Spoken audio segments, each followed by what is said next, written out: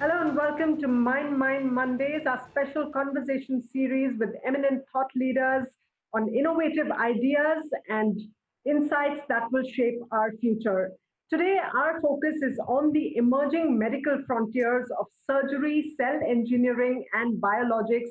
And we're going to be shortly joined by some of US's top doctors. They're, in fact, some of the most accomplished doctors in the world.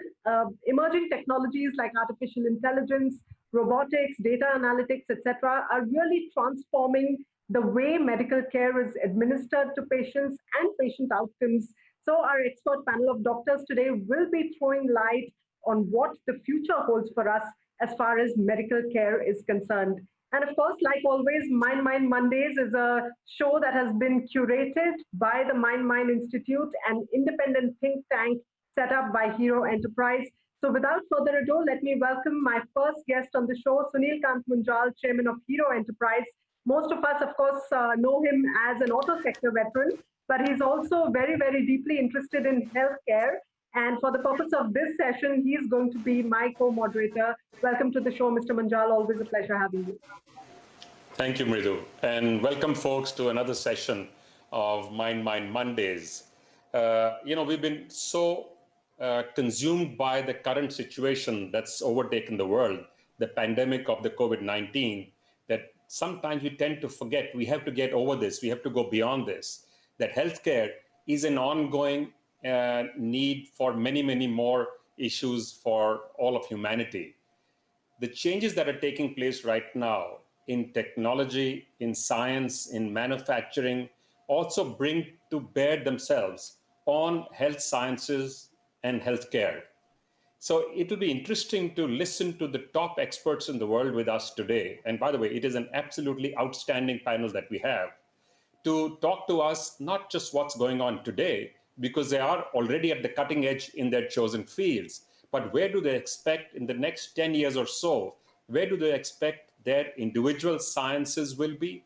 Where do they expect we will move as a community, as people, from just care to preventive care, to predictive care, to customized care, to connected care? There are just so many initiatives on right now, and they are driven by technology, driven by software, driven by manufacturing 4.0, and all of the inputs which are being brought in to the pharma industry and to the health itself for humanity to serve human beings better. Our ability to gather more data has become dramatically better than it was earlier. So to help us through this conversation, we have four experts with us. Dr. Braham K. Abudaye is the Director of Advanced Endoscopy at Mayo Clinic in the US. Dr. William A. Foblon, Chair of Gastroenterology Research at Mayo Clinic. Dr. Inderbir S. Gill, Chairman of Urology at USC, the Keck Medical School at USC, California. Dr. Mohammed Baidon, Principal Investigator of Neuroinformatics Laboratory at Mayo Clinic.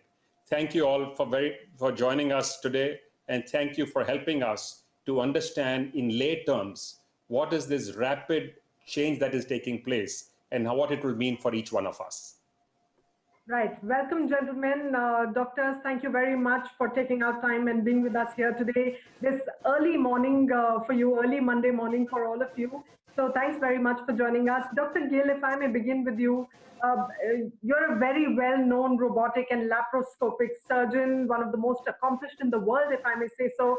I know that many Hollywood celebrities, including the likes of Steven Spielberg, endorse your skills very much. So give us a peep into the future of robotic surgery. What are the new challenges, new frontiers that you and your fraternity are trying to conquer at this point in time, and what will it mean for patient care? So, major abdominal surgery requires a big cut to get inside the abdomen or the thorax and to do surgery. For a century, this has been the paradigm. We have had to hurt in order to heal. We have to make a big incision, big cut in order to get in and do what we need to do. Robotics is changing that, and we are now able to do major intra-abdominal, even intrathoracic surgery without making the big cut. So I think that that is the major paradigm shift where we don't have to hurt to heal as much. And we are like anything else, you have to start step by step. So initially it was simpler procedures. Now it is complex procedures. And your question about where we are today, we are now at the point where we have created a good body of data, a good body of evidence that in the past 20 years, so it is now 2 decades since robotics came into being. Right. And now we have a good body of evidence, objective data that show that in most things, we are at least as good as open surgery and in many better. This is the essential platform that we need in order to be able to now build to the next level, which we can talk about. Right. And Dr. Biden, if I can come to you, as an accomplished neurosurgeon, you've, I'm sure, seen several transformations over the last few years. 2 years ago, you launched one of the largest robotic spine programs in the US. Give us a sense of what you're trying to achieve with it and what have you achieved so far. How challenging is minimally invasive surgery when it comes to the spine, really? And what are some of the most significant patient outcomes that you've seen through this program? So thank you very much for having me today. And I just want to say, being at Mayo Clinic, I've been honored to be able to treat many patients from India, to have research collaborators in India, and to have students in my laboratory who are from India, including a brilliant young man from the All India Institute, whose name is Dr. Anshit Goyal, who's one of my lead fellows. And so I appreciate the opportunity to be a part of your show and to speak to the good people of the world's largest democracy. First, as you stated, robotic spinal surgery is something that's been ongoing, similar to what Dr. Gill was saying on the urologic side. Spinal surgery historically involved very large incisions. The back would be cut open in a significant way, and those surgeries required extensive recuperation, in some cases 6 months to a year. With the robotic program that we've started, which we started at all of our sites in the US and hope to expand it outside the US, we're able to perform surgeries that previously took 5 or 6 hours in 90 minutes. We're able to perform them with smaller incisions. And I would say when we first launched the robotic program, we thought we were purchasing a robotic arm. In fact, we were purchasing a software platform. It's almost like what Tesla has done for vehicles by bringing software into the vehicle. And now when you buy new cars, you're amazed at how much software is in them. You're almost purchasing a computer with a car attached to it. And that's in fact what we got with our surgeries when we brought software in. You can plan the surgeries rather than seeing what happens during surgery. You can now plan them end to end on the software and then accomplish that plan during surgery. Right, wow, great. We're going to deep dive into some more of those things that you just shared, but let me also bring in Dr. Barham. You have great experience in advanced endoscopy. Please tell us what you're able to achieve now with these tiny little devices like a small camera that goes into our bodies, and how has the approach to complex diseases really changed because of the emergence of these new devices? And when we talk of the future of surgery, say over the next decade or so, will most of these be done using natural orifices, and will they be minimally invasive? Thank you, Madhu. It's an excellent question. And again, it's an honor to be with this esteemed panel to discuss the future of medicine and surgery. Dr. Gill started with saying we used to hurt in order to heal. Then now we're hurting less in order to heal. And the future is not to hurt at all in order to heal. And that could be achieved through using the natural orifice of the body in order to perform complex interventions. And the other buzzword here is anatomy preserving. So now with this small camera mounted on a long tube, we could treat complex cancer. We could treat ubiquitous or very prevalent disease like metabolic syndrome and diabetes and fatty liver disease and obesity. And we could treat diseases that used to require a very invasive surgical approach through the mouth or through the rectum of the patient. So the future is gonna be that most of the surgery is gonna migrate from an open platform with big incisions to smaller keyhole incisions like laparoscopic or robotic surgery, to the future being natural orifice using robotic assistance as well to achieve complex intervention in anatomy preserving and non-invasive fashion. Right. And Dr. Fabian, you've been studying immune functions of the intestines. You're engaged in cell engineering as well. Would you say we are at an inflection point where advances in cell biology and genetic engineering will really change the way we think about medicine? And what are some of the top trends that you're observing in that direction? Thanks very much. I agree. I mean, if we've talked about hurting to heal, the very smallest surgeon could be a lymphocyte that could treat a cancer without ever having to open the body at all. And so certainly we're at a new frontier in cell engineering. And when we talk about cell engineering, I think at a minimum, what we're trying to do is re-engineer a living cell in order to perform a function that we want it to have or not want it to have. And the most obvious example right now that the viewership would be aware of is the CAR T cell field, which is re-engineering a lymphocyte in order to treat a cancer. But that cell engineering and re-engineering of cells is cutting across a wide variety of cellular platforms, some of which treat inflammatory diseases such as rheumatoid arthritis or inflammatory bowel disease, which is my expertise, and others treat complications of certain diseases like graft versus host disease. So I do believe that we are just beginning a new frontier of engineering in a microscopic way cells to perform functions, and we can talk a lot more about that throughout the next 40 minutes. Right. So, but let me ask you this. Would I be a good candidate for myself to provide cells, or should they come from a neutral source, a third party? How does it work best? Fantastic question. It depends on the indication. And a perfect example of that. So if I use my own tissue to treat a disease that I have, that's called autologous therapy, auto. If I use Dr. Abu Daya's tissue to treat my disease, that's called allo, somebody else's tissue. There are complications, advantages, and disadvantages to both. The CAR T cell field is right now primarily auto because these are lymphocytes that are designed to treat an individual patient's malignancy. Some of that comes then with the manufacturing complications and the expense with the condition. So as you adequately state, it would be ideal if I could take a frozen off-the-shelf therapy and treat a patient as far as manufacturing and cost goes. And there are some cellular therapies that are available for that. One example of that is something your viewership may have heard of called MSC, or mesenchymal stromal cell, mesenchymal stem cell therapy. Dr. Biden has some examples where he's been using that in neurosurgery. There's a variety of programs now running where these cells can be used in an allogeneic fashion, meaning from one person to another. And the reason people can do that is because the cells themselves don't induce a large amount of an immune response against the cell, which is very different than other types of cells. So there's possibilities for both, and there's applications for both. And there's risks and benefits and advantages and disadvantages to both. And if the viewership is interested, we can talk more about that too. Right. Tell me, you have been one of the early users of robotics, and you've been using them now for a while. You've seen machines change.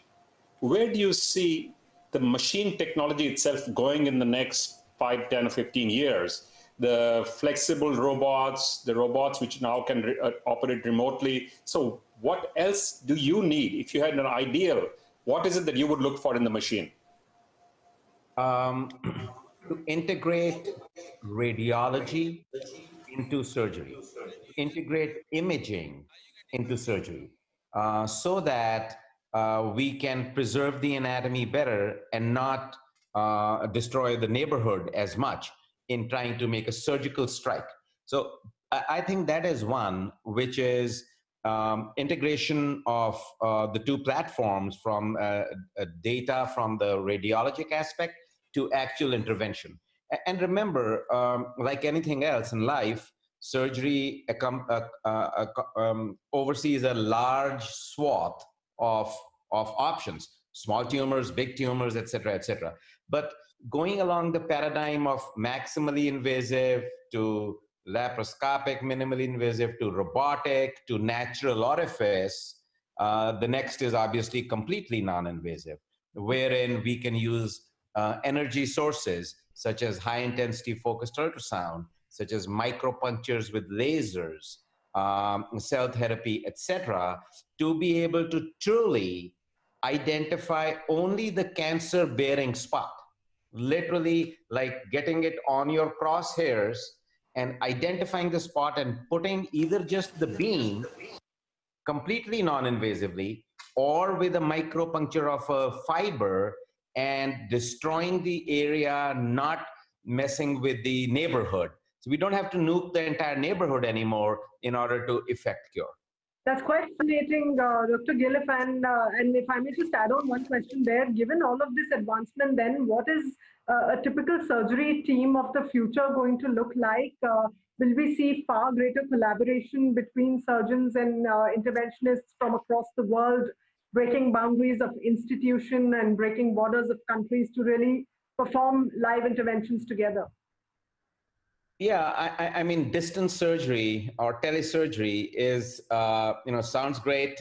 We can do it even right now. It is just practically not much of a advance other than using T1.5 lines to be able to get the signal back and forth. At the end of the day, for distance surgery, what we need is from the time I execute a maneuver till the time it happens in the patient, until the time that signal gets back to me that the maneuver has been executed.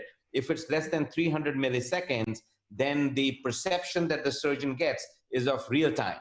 And that is very important.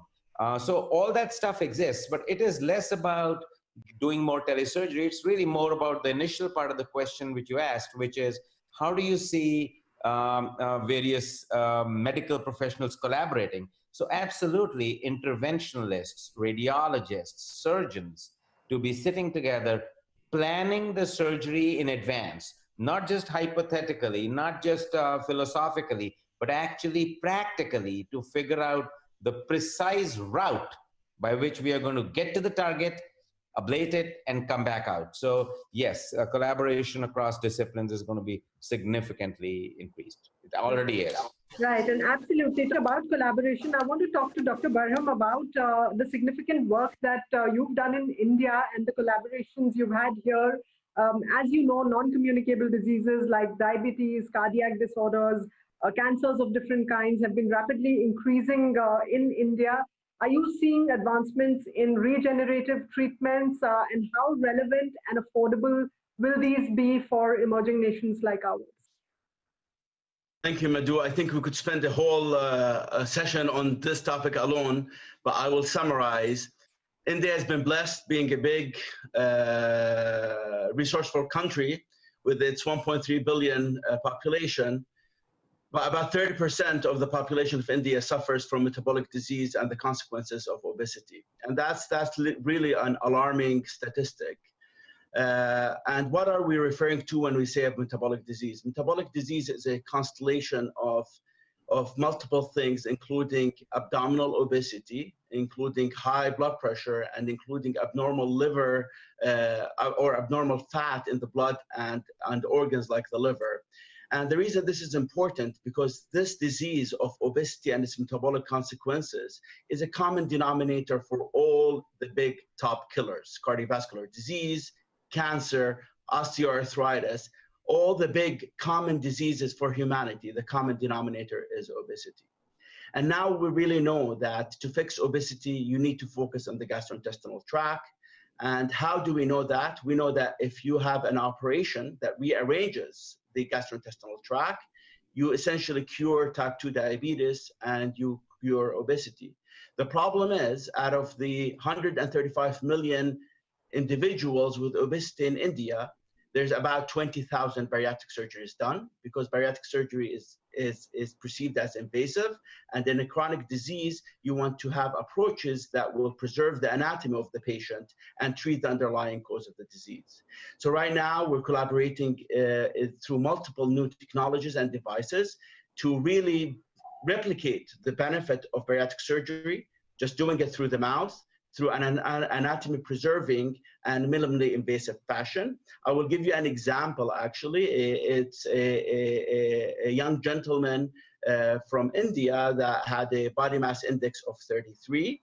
And even 33 being mild obesity, he had all the metabolic consequences of obesity, including type 2 diabetes, fatty liver disease. So this gentleman was on a track to having real problems within 5 to 10 years, including the possibility of having liver transplant because of the fatty liver disease.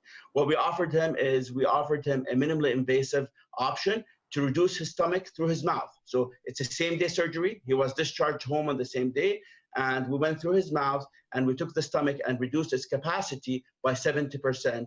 And he actually went from a body mass index of 33 to a body mass index of 26 with resolution of fat in his liver. So that's the concept. There's a lot of more treatments coming down the line where we could use the power of the GI tract to really treat complex and very common diseases known to humanity. And this is going to be very important for a country like India because of the magnitude of the problem that I just alluded.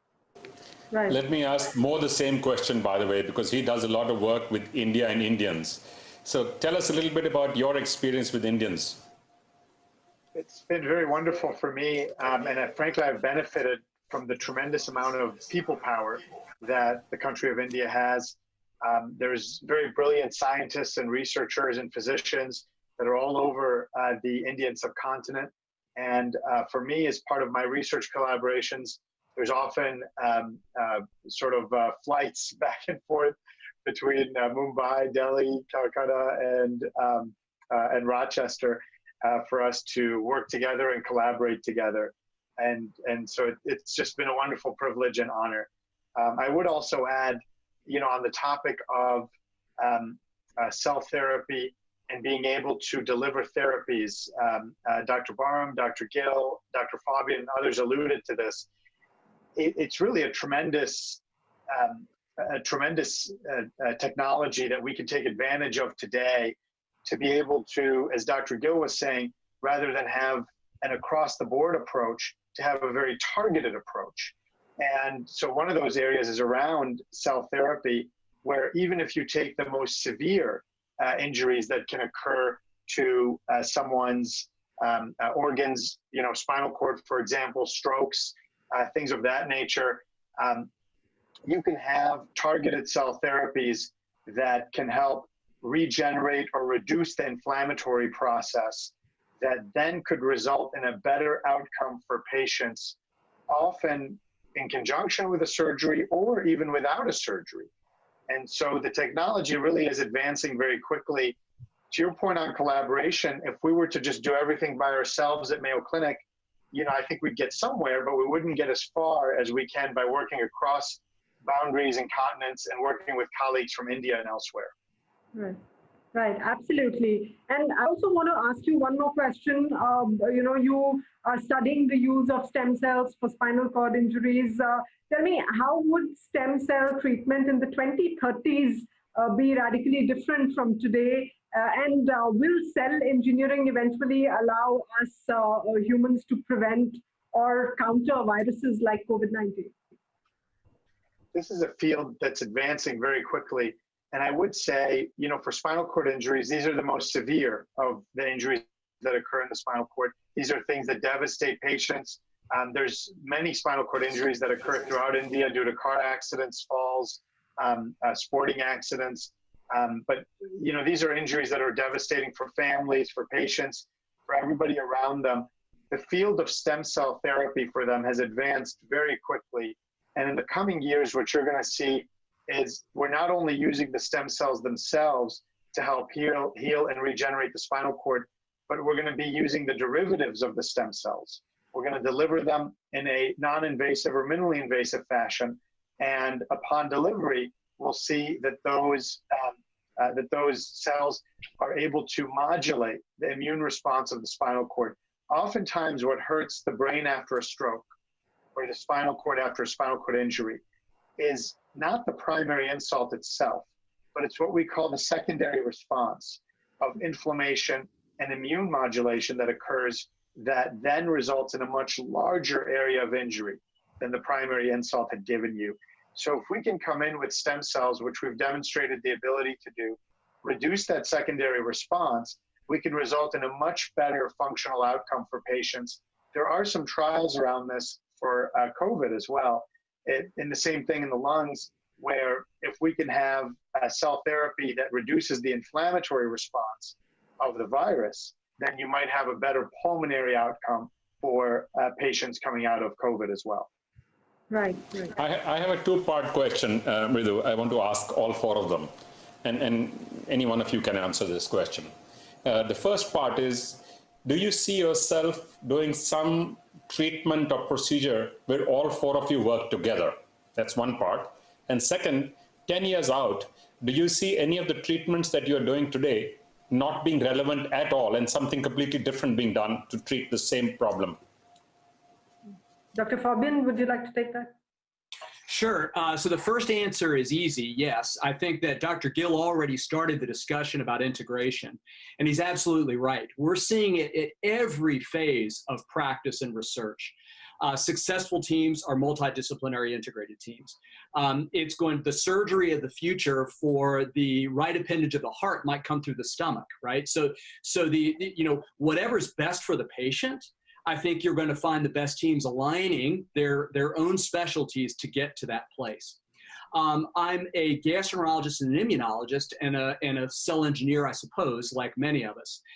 We are already collaborating on developing cells that produce certain proteins, cells that behave differently on a manufactured matrix, and then implanted by somebody like Dr. Abudaya or something like Dr. Biden. So we're already doing this, and the types of integration and the types of people and teams that will need to be integrated, Dr. Gill already nailed. The imaging is really important. Artificial intelligence, data scientists making real-time decisions with data that's occurring in the space right now. That's also really important. So the first answer is emphatically yes. It's happening now, and it's going to happen in ways that I think we can only dream and imagine in the next 10 years. The second question is harder, are there things, because we all love what we're doing today, right? So are there things that I'm doing today that I won't be doing? Right. So let's give one example and then pass that along to my colleagues. One example I think is unidirectional biologic therapy. So when we talk about biologics, we haven't mentioned that very much yet. Biologics, the way it's commonly thought of now is that the development of the protein or the development of the treatment requires a living platform. Okay, so if you think of biologic antibody therapy for a myriad of diseases that we use, they all either required a mouse or some type of bacterium in order to produce the medication.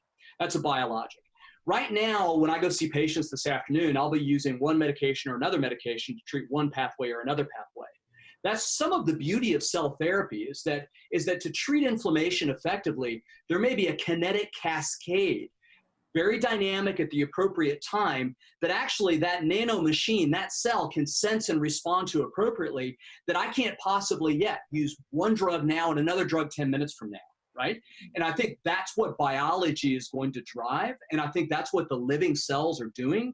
We'll gain better understanding, design better cellular therapies, but I would say that the era of using one biologic pathway for one treatment indefinitely, or at least until the drug wears out, that's something I won't be doing 10 years from now.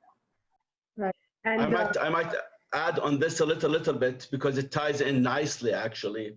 So for example, in the field of advanced endoscopy now, we're working on ablation modalities that do not use heat whatsoever, something called electroporation.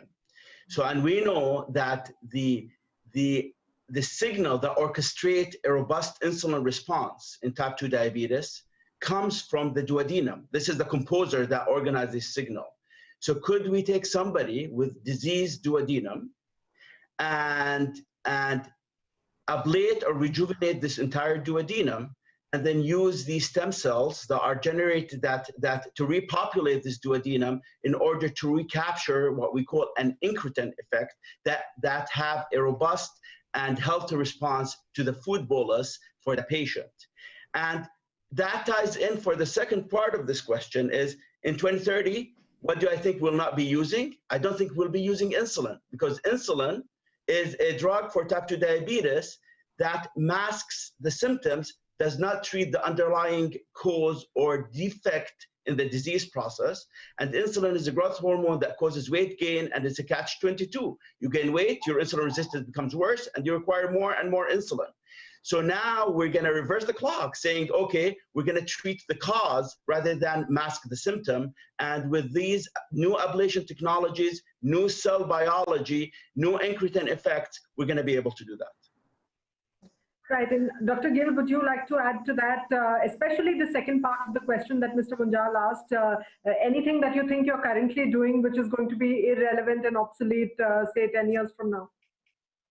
Let me just first start by congratulating Sunil on putting together such a lovely panel. I'm really enjoying the comments from Dr. Fabian, Dr. Abude, Dr. Baidan.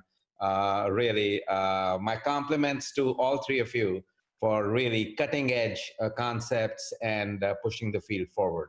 I'm delighted to hear the comment you made about biologics, Dr. Fabian, the comment you made about insulin being your goal to eradicate, which would be lovely, getting to the source of the problem as opposed to masking its presentation. Dr. Biden, same for you, the way you are incorporating stem cell therapies into spinal surgery and decreasing inflammation, improving, speeding up recovery is stunning. From my perspective, yeah, I mean, I used to be an open surgeon, and that became easy. I felt, how the heck can you do major surgery through little cuts? That seemed challenging. So obviously one was drawn to it. Now that we've done 15,000 plus robotic and laparoscopic cases, now, the more you do of something, the better you get at it, you start realizing the pluses, but even more so the negatives of it. So, my goal now is to try and destroy robotic surgery such that we get to the next level, which is to be able to eliminate disease, hopefully non-invasively. So your question about what would I like to see not be happening going forward, we are working hard to make prostatectomy a thing of the past. Prostate cancer is the commonest cancer in men in the US. Over 200,000 men are diagnosed every year, or 35,000 die from it. Over 1 million guys undergo biopsies every year, et cetera, et cetera, et cetera. And while we can cure it reasonably well, the sequela of incontinence and potency issues are huge, changes a guy's life. So my goal would be to try and eliminate prostatectomy as a therapeutic option for a good 60% of men who currently get it. And that would be achieved by a combination of non-invasive, high-intensity focused ultrasound, hemigland ablation, et cetera, or targeted laser ablation, or other injection of cytocidal vaccines, for example, within the prostate to achieve the same effect that surgery would do. Indy, you want to talk to us a little bit about newer technologies that you're also looking at, the photosensitive ones and some of the others? Yes.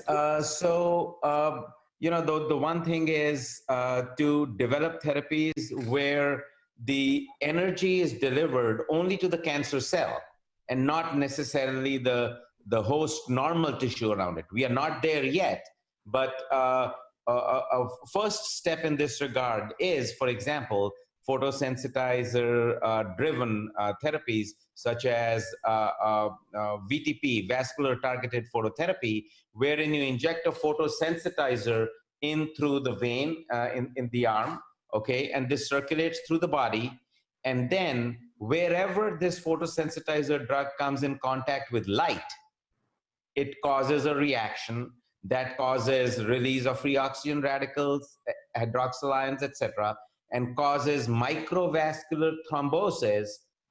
So it just cuts off the blood supply at the molecular or at the very small level, capillary level. And thereby, if there's no blood, the tissue dies, the cancer dies, can't progress. So for this particular thing, and it's not just for prostate, this would be across various things, esophageal cancer, lung cancer, kidney cancer, bladder cancer, et cetera, by injecting a photosensitizer through the vein and exposing it to light only in a local region and causing cell death and cancer death at that spot in a non or a minimally invasive manner could be a reasonable game changer. And my final comment would be just about flexible robotics, where this is now, I think, coming down the pike in short order. It's already here for lung cancer treatments. It's also here for kidney, for example.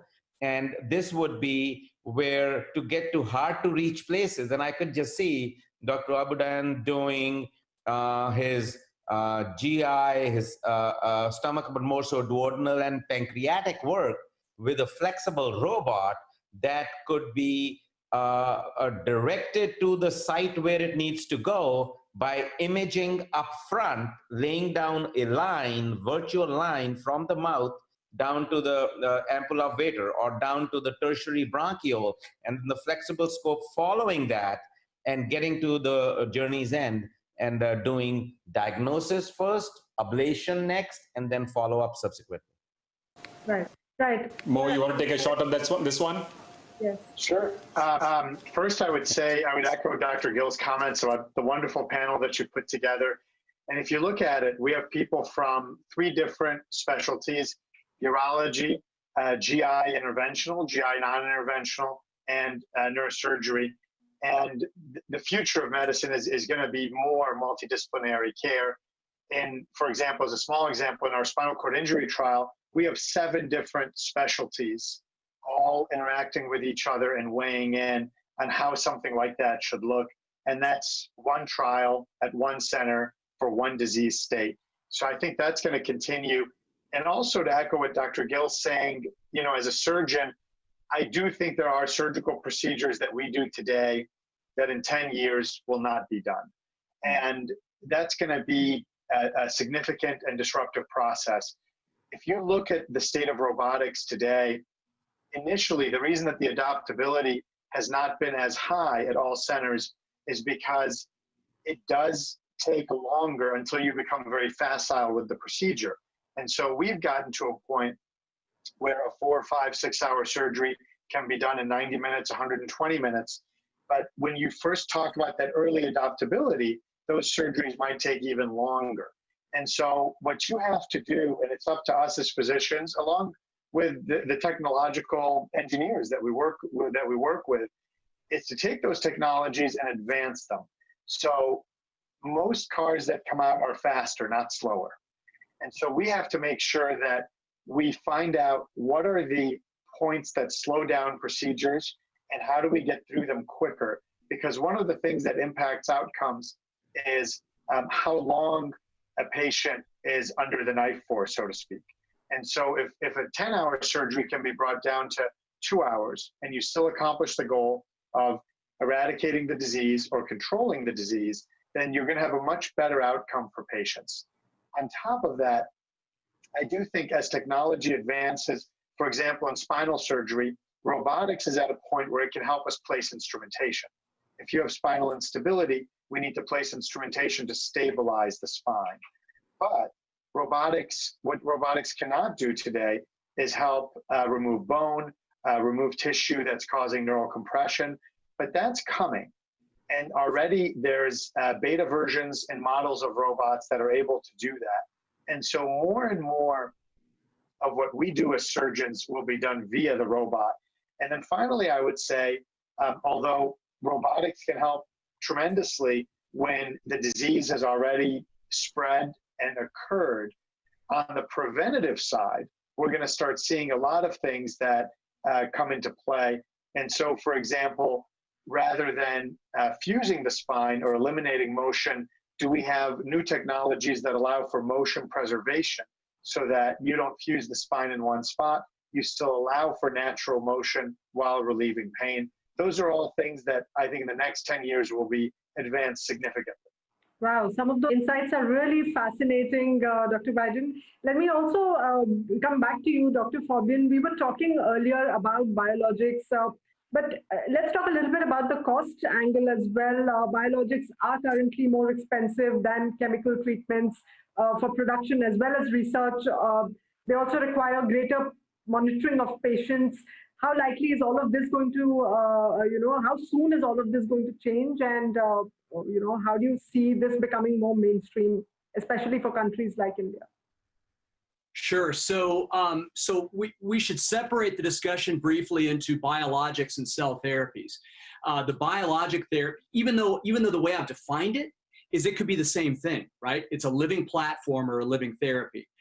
Cells can produce other products, such as exosomes and other therapies that have been in the research space as a platform. So it's a living therapy. So biologicals as a category, you're absolutely right. Right now is extremely expensive. And we understand some of the costs involved in some tip of the spear therapies such as CAR T. Some of that, the cost is that you have to take cells from a patient, add a vector that's going to re-engineer the cell, grow the cells up over a period of time in a manufacturing pure fashion, so a GMP approved fashion, repackage them and place them back into a patient. There's just a lot of chain of custody events, a lot of regulation, a lot of expense involved in that.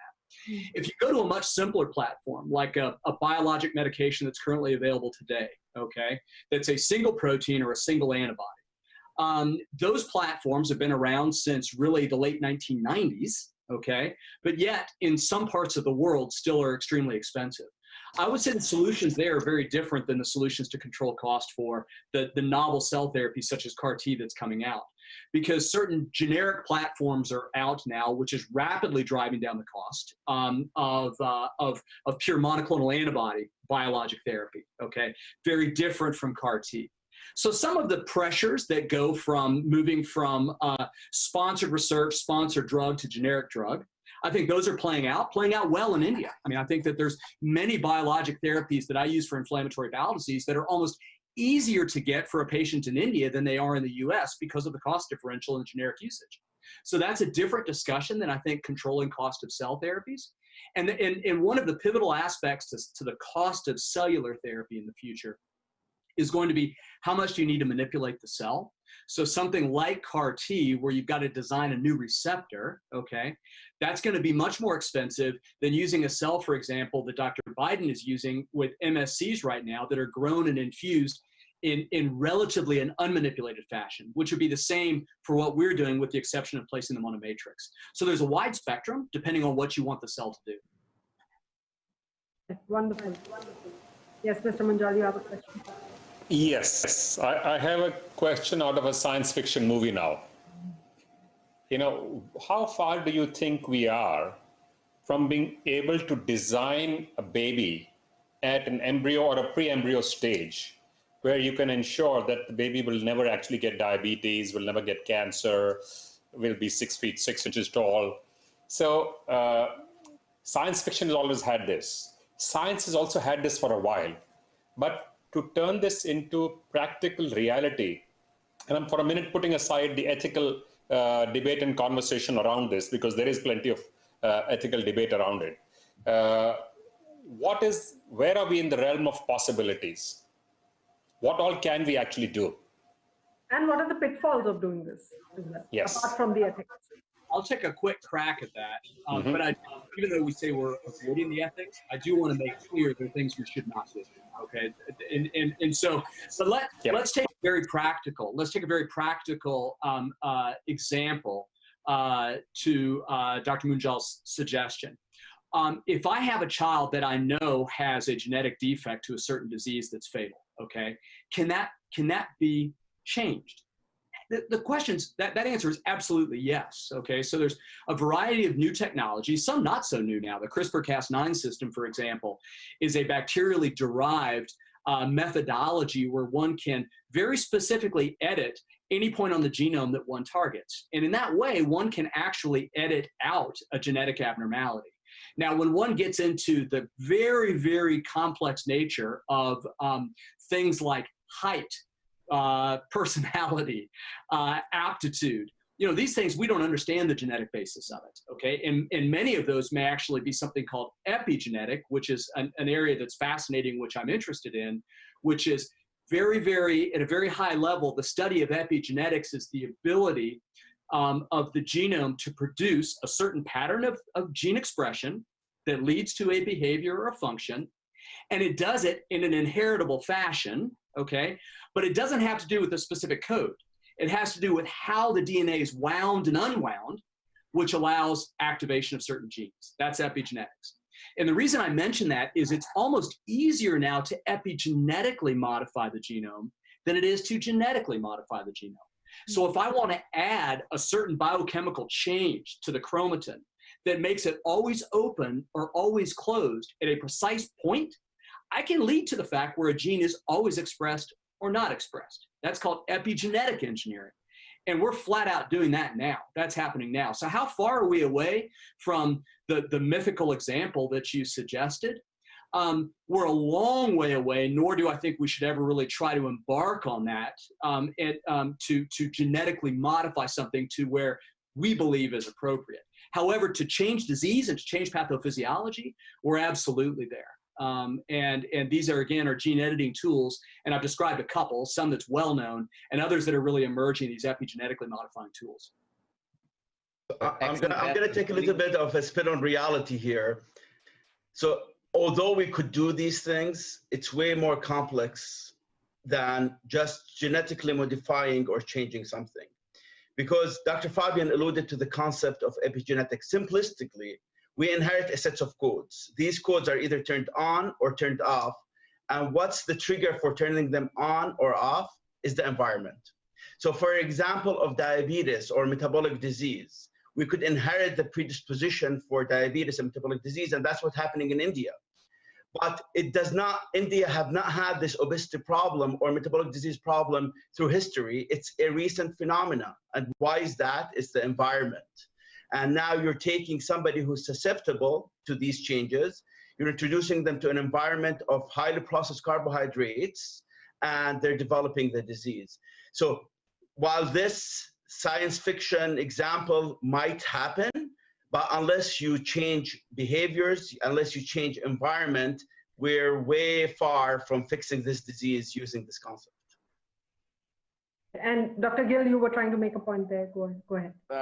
I was just saying that answering the question about how one could engineer a human in a whatever manner we want to is way above my pay grade, just as I'm a surgeon, so that is way above my pay grade. But I would just say, Sunil, that the ethical aspects of this are not small. I mean, they are actually overwhelming. And, but then also the unintended consequences is a big deal, as the thing goes that Marilyn Monroe went up to Einstein and said, we should get married. And while Einstein was delighted, he goes, why would that be? And she goes, just imagine our babies. They will be smart, the smartest baby in the world, and beautiful too. And Einstein looks at her and goes, well, what if the reverse happened? Actually, to George Bernard Shaw, but good point. Yeah. Mo, you're making a point? Yes, go ahead. Yeah, if I could add one thing to that. If we look at the reverse, so you're talking about coming in early in life and engineering or applying genetic changes to a child. Let's look at the other end of that. No one would have thought 50 years ago that there would be societies today where the average person is living 90 years. And I believe that's French women, Icelandic women. There are several societies and genders within those societies where the average person is living 90 years. If you take the change over the last 100 years in life expectancy in the world, the average person 100 years from today would be expected to live to 125 on average. So you'd have some people living to 150 or 160 if their bodies can hold up. And here's why I say that. You're talking about genetic diseases that begin early and re-engineering those. Don't forget the number of degenerative diseases that occur along populations over time. So for example, were we meant to be able to stand on 2 feet and walk erect for 100 years? Probably not. And that's why as we age, we see things like our hips failing, our knees failing, our backs failing, our necks failing. All of those things. So the other question for quality of life, one, can we eradicate fatal genetic diseases? And two, as the population ages, how do we manage the many degenerative diseases that we will see more and more of occur, and including neurodegenerative diseases, Alzheimer's, ALS, Parkinson's? What do we do about those diseases that may have a genetic component, but that also may have a strong environmental component? And how do we eradicate those and deal with those? Right, right. Great insights there, Doctor. So, as we sort of round up our thoughts, I want to ask each one of you, what is that big frontier that you are looking to conquer in the next 10 years or so? You spoke a little bit, Dr. Byron, just now about longevity. Also, add to that quality of life, add to that, addressing healthcare inequalities. So, what is it that all of you are looking forward to? Conquering over the next 10 years or so. And maybe if we can start with Dr. Pobby. Sure, thank you. So I suppose what I'm most excited about in 10 years is disease modeling, and that really encompasses many of the things we've been talking about: multidisciplinary integration, some of the relevant space in which for us to perform, in Dr. Gill's presentation, a complex procedure prior to actually doing it on the patient. So there's virtual reality, there's a combination between data analytics from a patient's medical record to precision therapy with the patient's genome, epigenome, and transcriptome, and adequately model that disease as if it's an avatar in order to define the best therapy, be that a cellular, biologic, or surgical therapy, before that patient ever arrives to see me. So I would love to have cohorts or collections, if you will. I'm an inflammatory bowel disease doctor, so I'll use that because I understand this. I would love to have right now in my laboratory 30 or 40 relevant human models of Crohn's disease with all of the appropriate coordinating tissues: the epithelium, the lymphatic system, the vascular system, the immune system, in order for me to really understand, model, and treat effectively these individual patients, be that with their own cells, others, their own therapy, or others. And there are a lot of opportunities for integration there, but that's something I think is achievable in 10 years between manufacturing, matrix engineers, and the types of biological platforms that we have. I think that's achievable. I wouldn't even talk about the microbiome. So that's another organ system I would like to see involved in that.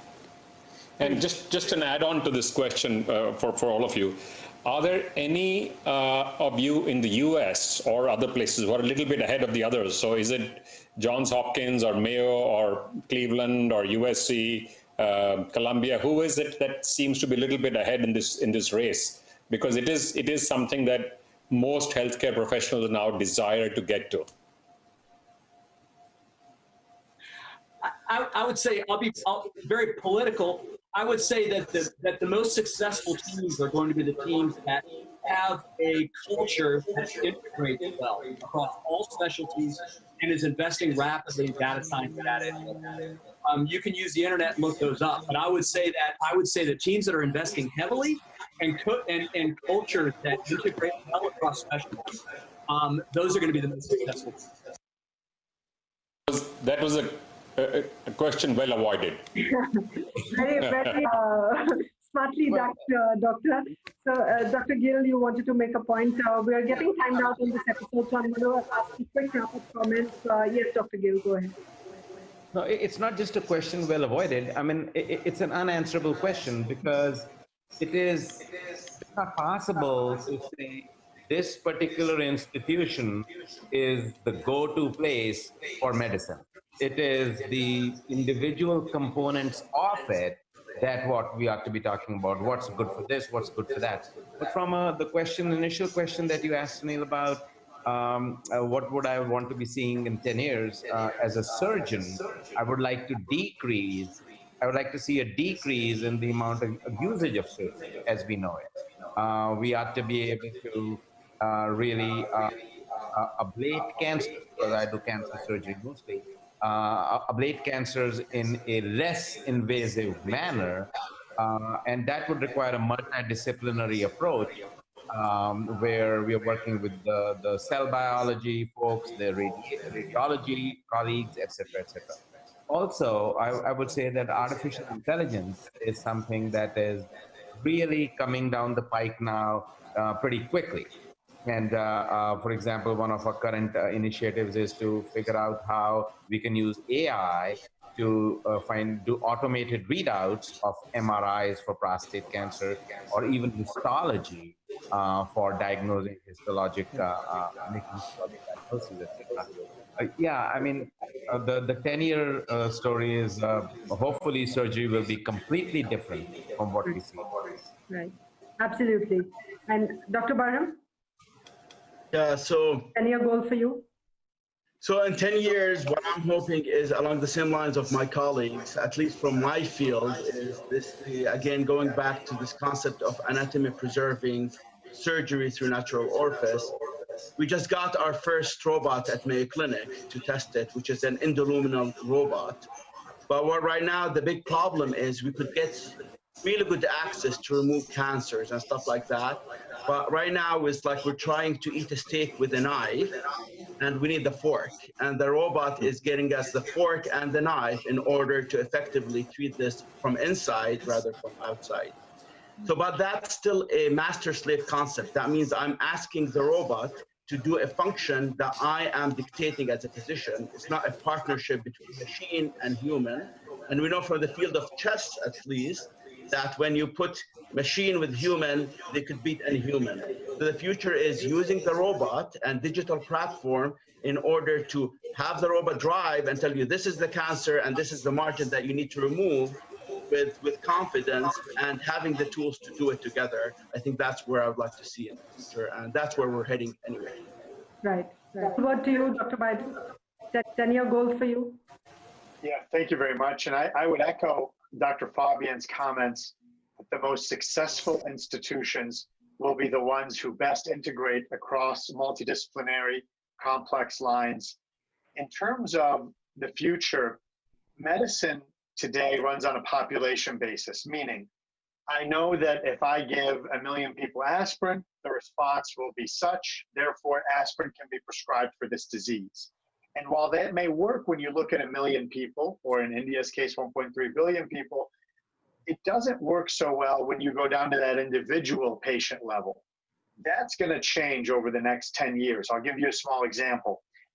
We were fortunate to be able to invest a significant sum to create a system where when I, as a surgeon, can sit with a patient, I can now show them, based on their age, their gender, whether they're a smoker or not, their BMI, what surgery they're having, who their surgeon is, what campus they're having it at, their exact risk of 30-day complications.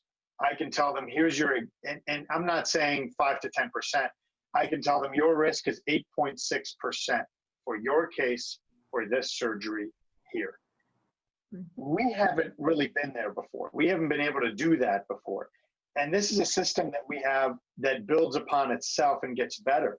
And in fact, changes month by month. If we have a month of great outcomes, that risk will go down. If we have a month of unfavorable outcomes, that risk will go up. And those are things that we're just on the cutting edge of today, but you will see that happening in a more robust way and across the board within the next 10 years, much more individualized medicine, targeted risks, and targeted interventions that are individualized to that specific patient. Right. Wow, what an intellectually stimulating conversation for an hour. So truly, thank you. And this is what the Mindmine Institute is all about, is bringing ideas and issues in a manner to be discussed and debated that actually matters. So thank you, Mr. Truly, Mansal, thank you. for curating this session exclusively on CNTV18 and of course Mindmine Institute's social media platforms. And thank you very much, all you doctors, learned experts joining us early this morning from the US. Wish you a good day ahead. Thanks very much. That's a wrap of this special conversation of Mindmine Mondays. We'll of course be back next time. Thank you for joining us today. Goodbye.